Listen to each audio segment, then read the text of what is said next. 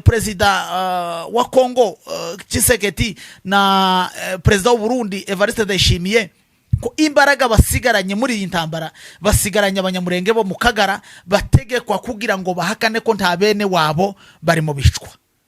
Bwoko bwacu bandu biwacu, mureke mbabwiza ukuri, twibuke twiyubaka, dukomere. Ibyo twakorewe ni byinshi, ariko no rugamba tuzorusinda, kandi tuzorutsinda na 6 ni kumusaza yavuze. Umuntu wese wihutira kumara biwabo isoni zizamubaho iteka ryose. Aba bacu bo mu Kagara banezezwa no kugira ngo abari iwacu bashire. Ejo bundi nategere audio ya Kongoro. Muraho neza bavandimwe, twongeye kandi kubasuhuza mu izina ry'umwami wacu Yesu Kristo. Tubabaza uburyo mwiriwe, tunahabi wacu Pole imurenge bakomeje kugira ibyago byo kuraswa igitondo n'umugoroba, nayo madrone ari hariya adasiba. Tunahana Pole igihugu cy'u Rwanda kubwa muri kino gihe kibabaje kimeze nabi cyo kwibuka abatutsi bakorewe genocide muri 1994. Tubahaye Pole, mwihangane, imanga ntimarira Imana, kandi Imana irahari, muzogera kure. Nubwo isi igaragara nkaho yatwanze, ariko nanone turiho, nimwe mugira ijambo ryiza kandi ritunganye rivuga ngo twibuke twiyubaka. Buriya kwiyubaka ni amahitamo y'abagabo. Mukomere rero, Imana irahari kandi n'abantu barahari. Rero muri uyu mwanya nifuje kubiyegereza, ni kuri Ruhanama TV10, kugira ngo mbabwire amakuru make nabateguriye y'uyu munsi wa none, ku kintu nibajijeho kigize iminsi ntekerezaho kandi cyanjemo nyuma yo kubona ibintu dukorerwa iwacu. Ntekereza kuri kino kintu cyitwa genocide, kenera kugitekerezaho no kugira icyo nkibwiraho ubwoko bwacu n'amahanga ku isi n'abatwumva bose bumva ururimi dukoresha. Turabiyegereje rero kuri Ruhanama TV10 kugira ngo tubashe gukurikirana. Cyane cyane twabasabye gukora subscribe, share, comment, like, kandi mu mitekerereze yanyu, muri comment zanyu niho tubasha kugira byinshi twunguka kubijanye n'ibyo dukora, ndetse naho tuvuga tugasa naho tavuga ukudakwiriye. Nanone muri comment zanyu tugira ico tuhungukira, kuko turi muri wa mubare w'abafite curiosité de savoir, ariyo amatsiko yo kumenya, kuko ibyo tuzi ndibihagije, kandi hirya y'ibyo tuzi haishe byinshi, andika hayo yatakusaidia kwa maisha yajayo. Hanyuma rero muri bino bintu nateguye intambwe gusa zirindwi zigize genocide. Ibintu birindwi bikorwa muri mu mitegurire ndetse nishirwa mu ngiro rya genocide. Hanyuma umuntu yo kubaza ngo genocide niki, sicyo nateguye cyane. Nakeneye gutegura bino bintu birindwi, wenda kuko ibyo dukora akenshi abisa na episode ari nk'amaseri, ni ukuvuga ngo nakagaruka ubutaha wenda tuzasobanura genocide icyo aricyo. Ariko icyo nateguye ni izi ntambwe zirindwi zibaho kugira ngo genocide ikore. Nibaza ku mugabo witwa Gregoriste Anthony, igitabo yanditse na societe yaremye, arema societe yitwa ngo ni Genocide Watch. Hanyuma rero muri izi ntambwe zirindwi, intambwe ya mbere ni ijambo ryitwa ngo ni classification. Classification ni ijambo ry'igifaransa, ni ijambo ryo kurema ibice mu bantu. Iyo abantu bavuga kurema ibice mu bantu, haba hari ijambo ryitwa kukura abantu mu bandi. Hari umwongereza wavuze ngo we are human being, gukura abantu mu bandi bakitwa barunaka. Icyo gihe iyo hari ukuremwa kw'ibice mu bantu, abantu bahinduka abanyamacakubiri. Iyo hamaze kuba amacakubiri muri iryo jambo rya classification, amacakubiri nta kindi kiyazana usibye kabashoreye umuzi mubi abahetse mu mugongo. Iyo niyo ntambwe ya mbere, ni ijambo ryitwa classification, ni ijambo ry'amacakubiri, ni ijambo ryo gucamo abantu. Umuntu akavuga ngo twebwe turaba, undi akavuga ngo twebwe turaba. Umuntu akavuga ngo ibo n'abakongomani, abandi si abakongomani. Iyo ntambwe yabaye igezweho, iryo jambo rya classification ryo kudistenga abantu ryo gutandukanya abantu, ryo kurema ibice mu bantu, ryo kurema amacakubiri mu bantu, menya yuko ico gihe ico rihetse kizaza kuremera mu minsi iri imbere. Iyo niyo etape ya mbere itegura genocide. Iyo abantu benshi, ibihugu byinshi byagiye bitegurwamo genocide, hagiye habamo gutandukanya abantu, bakabanza bakiyita ngo abangaba nibo barunaka, abandi bo banyiri igihugu, abasibo banyiri igihugu, kubera kugira ngo ico bateguye kuva kera kizagerwaho. Ijambo rya kabiri, etape ya kabiri, ni ijambo ryitwa symbolization. Symbolization ni tegurwa cyangwa se ni ijambo rya kabiri ryitwa guha abantu ibimenyetso. Niryo ryitwa symbolization. Abantu bakagira ibimenyetso bibaranga. Icambere habanje kuba classification, kubatandukanya n'abandi. Nyuma habaye ico bita symbolization, ari uguha abantu ibimenyetso. Reka ntanga akarorero kugira ngo bize gufasha abantu kubyumva ndetse no kubisobanukirwa cyane. Muri symbolization, igihe cyo gutanga ibimenyetso, reka ntanga akarorero muri genocide yakorewe abatutsi mu Rwanda muri 1994. Mbere yaho hari uburyo bandikagamo amarangamuntu ku bantu bakurikiranye histoire y'u Rwanda. Hari ikintu bandikagamo ugasanga handitsemo mu irangamuntu yanjye hakandikwamo Tutsi, mundi hakandikwamo Hutu. Muri icyo gihe rero ibyo muri symbolization ni ibimenyetso bigaragaza abantu bitandukanyije n'abandi kugira ngo babashe kuzamara abandi bantu. Reka mbaha kandi karorero, urebye muri genocide yakorewe abayahudi igihe bamarwaga n'abanazi hano mu gihugu cy'u Buraya, abayahudi bose bari bagenewe kwambikwa udufulari dufite akabara ka jaune, akabara k'umuhondo. Icyo gihe cyari ikimenyetso kibasha kwereka abanazi yuko umuntu wese wambaye ako kantu abarwa mu banzi bazakorerwa genocide.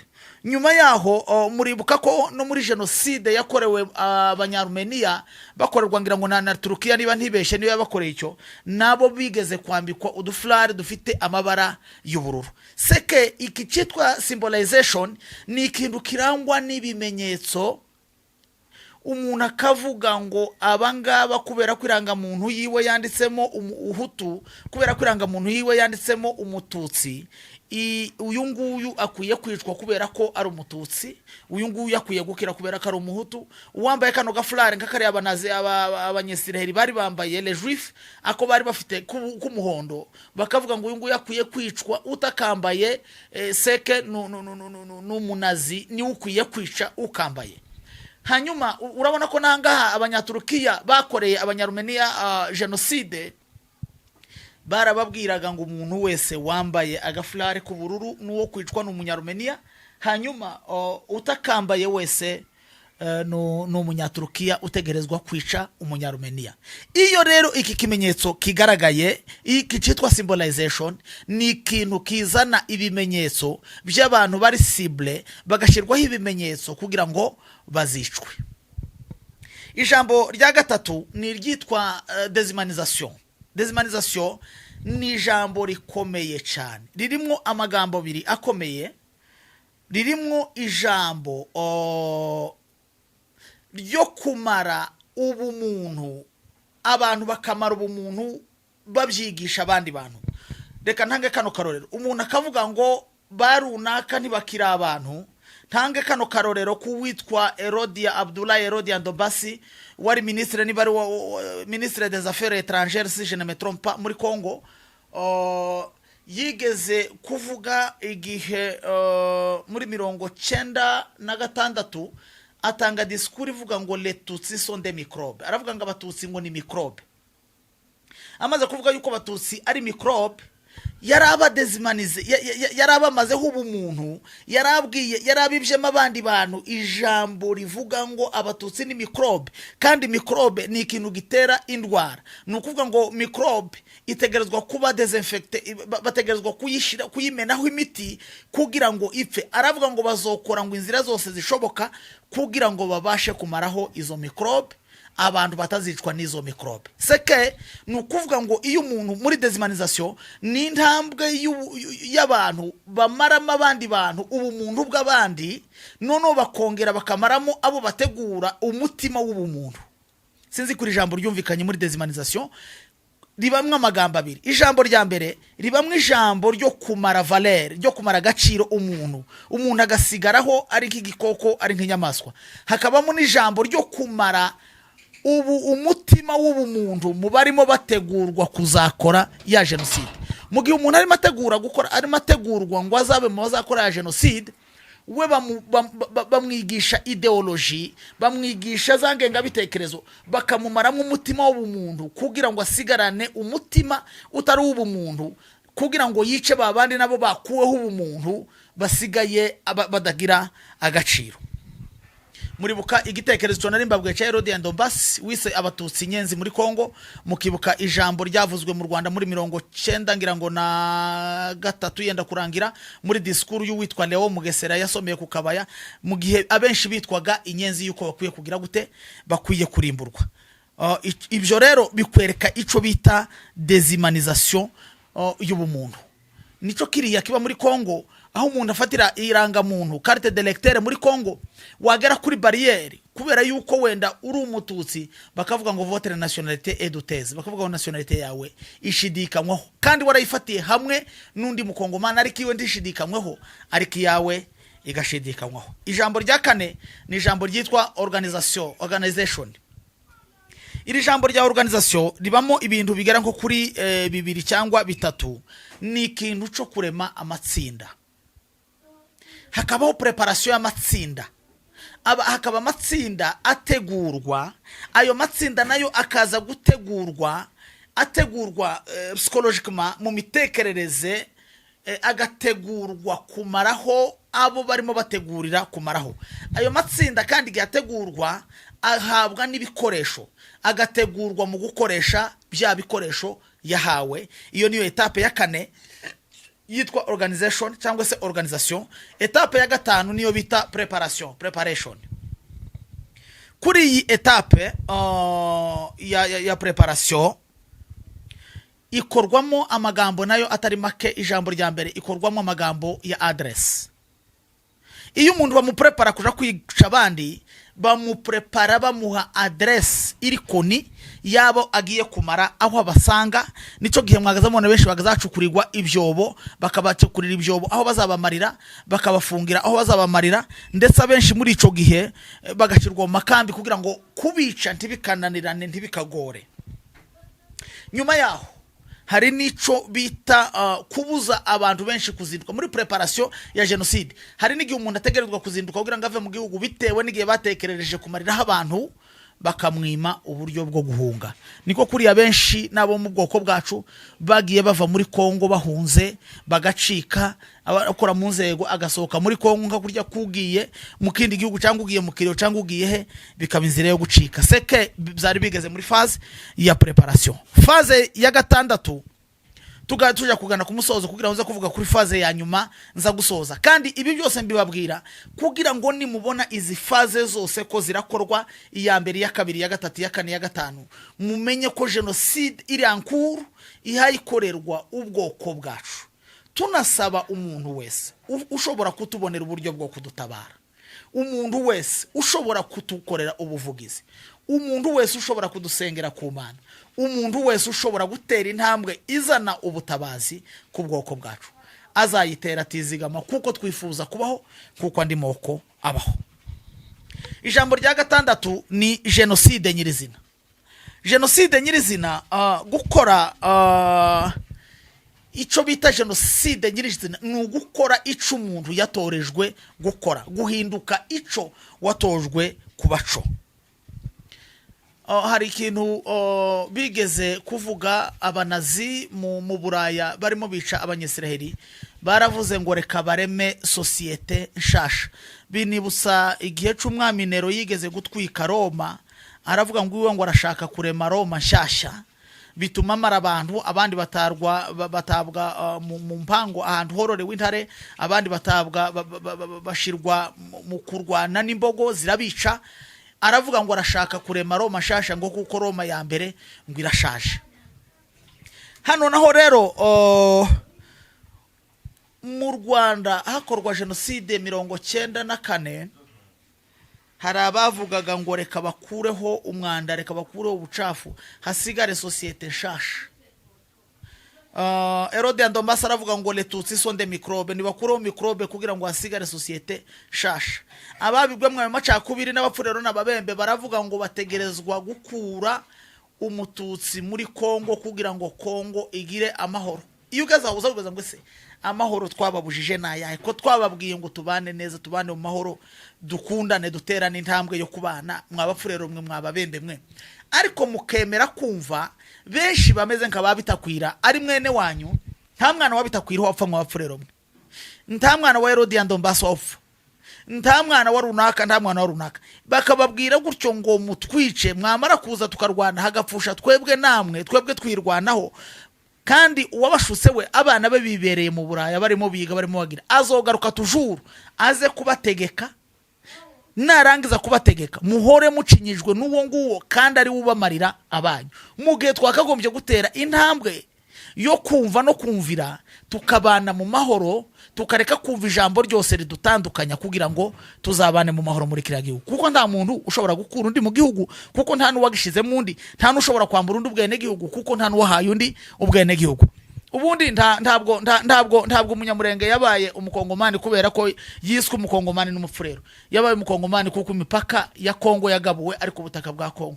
N'umupfurero n'umubembe ntiyabaye umukongomani kubera yuko hari uwamumwise, yamubaye kubera yuko ubutaka bwagabuwe ari hariya ku butaka bwa Kongo. Ushizari wansekeje yoza mbwira ngo ese ngiye abanyamurenge bagize ikibazo ngo ko bahungira, ngo ko bazabahungira mu Rwanda. Nta ico urwo n'urubanza. Ababembe iyo bagize ikibazo yo ko bazahungira muri Tanzania, nta rubanza. Kandi no barashika bakisanga muri Tanzania kuko benshi bakomotse muri Tanzania, n'abanyamurenge benshi ngo moko yabo ni mu Rwanda. Ico si ikibazo, si n'icyaha, tigikwiye kuba ni shosho y'intambara, kaba umuntu udafite level ya understanding, utabasha kumva icyo abasha kuvuga icyo arico. Ico gihe rero narimvuze muri ico gihe rero ca genocide habamo ico bita ngo n'ugusukura, bagiye kurema societe nshasha, bifuza bagakora ibyo bikorwa by'ubunyamaswa byo kwica abantu. Ariyo etape ya genocide nyayo twari tuvuze, tugera kuri etape ya nyuma yitwa ngo ni denial, ariyo etape dusorejeho ya karindwi. Etape yitwa denial n'uguhakana. Denial guhakana rero nuguhakana genocide, guhakana igikorwa ca genocide. Kandi genocide ishobora guhakanwa ikageza mu myaka 400. Mwibuke yuko kugeza magingo yangaya abanyaturukiya baracahakana genocide bakoreye abanyarumeniya. Kugeza ubu ni mu myaka wenda irenga 400 baracayihakana. Iyi dinayo rero mu guhakana genocide, ijambo rya mbere habamo kuzimangatanya ibimenyetso.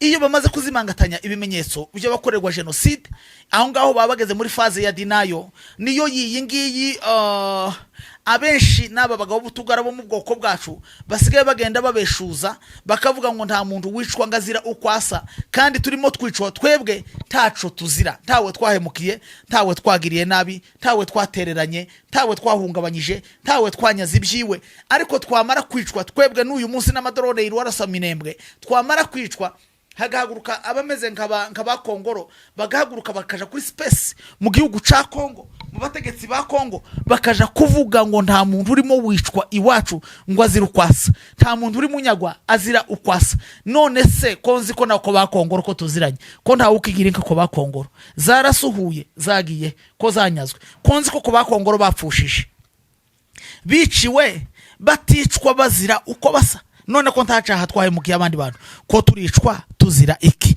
Muri ico gihe rero hari irindi jambo riba muri denial usibye iryo ngiryo ryo kuzimanganya ibimenyetso, ni ijambo ryitwa guhohotera abashaka kuvuga genocide irimo ikorerwa iwabo.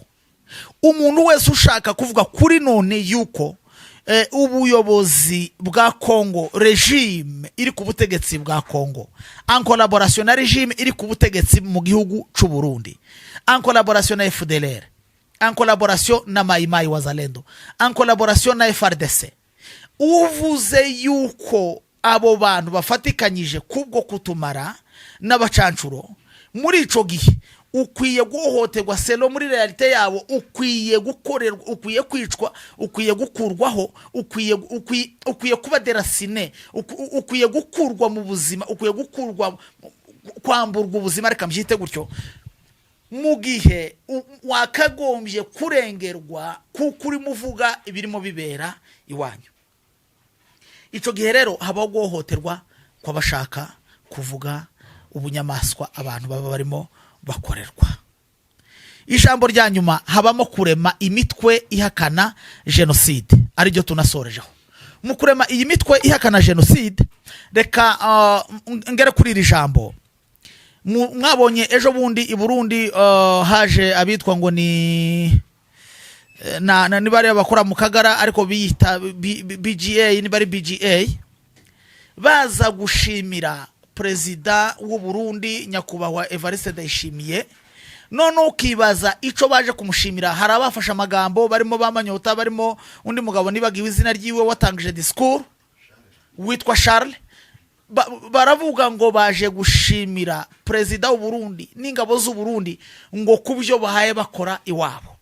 Ukibaza ngo ese umuntu yotera intambwe yo kuza gushimira umumara habi wabo, n'ubu nyine drone zarashi wacu, n'ubu nyine twapfushije iwacu, warangiza umuntu uri iwanyu watsindiye isoko yo kubamara, wowe ugatera intambwe yo kuza kumushimira. Nukuvuga ngo haba haremwe groupe ihakana, iri muri iyo ntuze, muri iyo etape ya nyuma twavuze ya dinayo, ihakana genocide, kandi ikayihakanisha mu kubivuga cyangwa se ibikorwa. Ndetse mu bantu babikora ibyo ngibyo bategura bamwe muri bwa bwoko buhaye bushira, bagahabwa ibiguzi kugira ngo bahakane yuko bene wabo batarimo bashira. Ari byo biriya n'uyu munsi nasomye ku space, numvise na Maudi yavuga ngo abantu bakagara ngo bateguye ngo manifestation, ngo bazoja Washington DC, bateguye n'abandi barimo bakingungwa kuja muri Australia, bateguyemo n'abandi barimo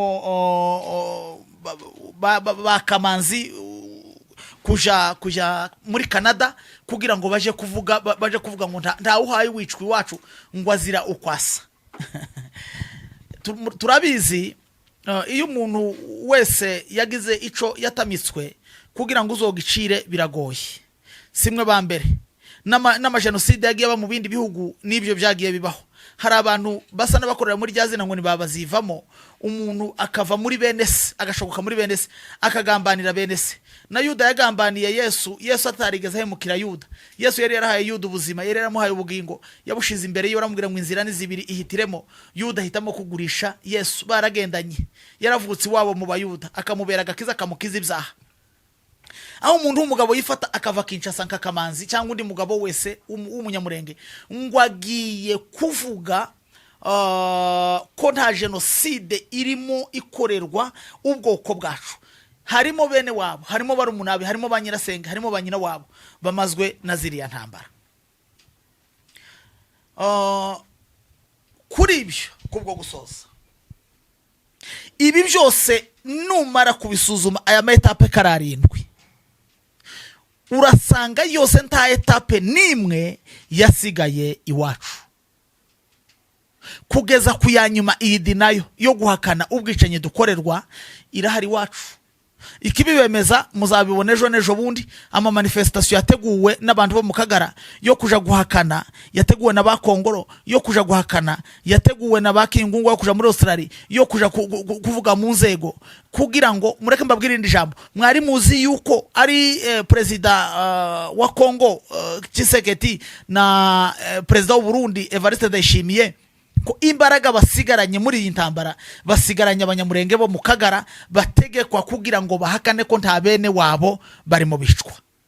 Bwoko bwacu, bandu biwacu, mureke mbabwize ukuri, twibuke twiyubaka, dukomere. Ibyo twakorewe ni byinshi, ariko no rugamba tuzorusinda, kandi tuzorutsinda na 6 ni ku musaza yavuze. Umuntu wese wihutira kumara biwabo, isoni zizamubaho iteka ryose.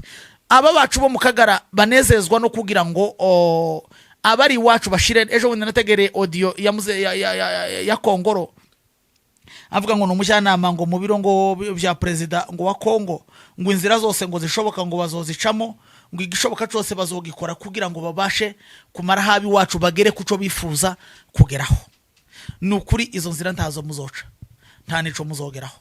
Yego tuzopfa, kuko n'ubundi turi ko turapfa ntitubitsinda, ariko imanga ntimarira Imana ntituzoshira, abi wacu bazobaho nubwo dupfa ko turabyara, imbuto Imana yashize ku isi ntizoshira. Gusa uzogira isoni mu minsi iri imbere wa mugabo we, hindukira ubane na bene so, kandi guhindukira ukabana na bene so si ubuhemu si n'ububwa, ariko iyo ibyago byaje umuntu abana nabo bavukana, ntawuza witandukanya nabo bavukana. Mwabagabo mwe, isoni ziraha imbere hirya y'uyu munsi uzabukiriho wese wo mu bwoko bwacu, muzagira isoni zo kubana nawe, kubera yuko mwashigikiye utumara. Kubona umuntu w'umugabo ngo avuye muri Amerika ananiwe kohereza ifaranga, abagabo biwacu imisatsi kiracurama, nta mata bakigira bwaki, imisatsi kiracurama, abagabo bakatonda bakaja kunywa igikoma, bakananirwa gufata amafaranga ngo bagurire abantu biwacu ibiryo, ahubwo bakayafata bakaja gushimira Burundi, bakaja gushimira president wa Burundi. Ubushize noza nuvuga ngo basigaye mu ideni ngo y'ibihumbi 3500 by'idolari, bakaja gushimira ubamaraho, bakananirwa kuyohereza ngo bagaburire ababyeyi mu gihugu bamazwe n'inzara. Mwabagabo mwe, nukuri mwarahemutse, nta kindi tworenzaho, twebwe ntitwotukana, turi abakristo, ariko mwarahemutse. Nta muntu w'umugabo wohaguruka ngo aruhafata ideni ryo kuja gushimira uhawumara bene wabo. Gusa igihe kizoza muzogira isoni, ariko kandi twebwe turacabakunda, nubwo mwahemutse turacabakunda, turacavukana namwe. Mugende muhindukiriza ibitekerezo, nakagaruka. Murakoze cyane bwoko bwacu, Imana ikomeze kubarinda n'abari wacu, tubahaye pole, nakagaruka. Imana ibarinde muri byose. Murakoze.